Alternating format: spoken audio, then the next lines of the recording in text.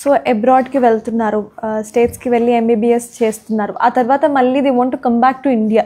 ఇక్కడికి వచ్చి clinic setup చేసుకోవడమో, hospital కట్టడమో, లేకపోతే ఇక్కడున్న హాస్పిటల్స్, రెప్యూటెడ్ హాస్పిటల్స్లో జాయిన్ అవ్వాలి అనేది వాళ్ళ ఎయిమ్ అండ్ ప్లాన్గా ఉంటుంది.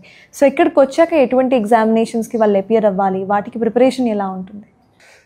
ఇంతకుముందు మనకి ఎంసీఐ అని ఉన్నప్పుడు medical council of India certain rules and regulations పెట్టినాయి. సో దాంట్లో భాగంగానే ఈ foreign medical graduate examination FMG అనేది వచ్చింది. బట్ గోయింగ్ ఫర్దర్, ఫ్యూచర్లో వీళ్ళకి ఎఫ్ఎంజీని రీప్లేస్ చేస్తూ నేషనల్ ఎగ్జిట్ టెస్ట్ నెక్స్ట్ అనేది వచ్చింది.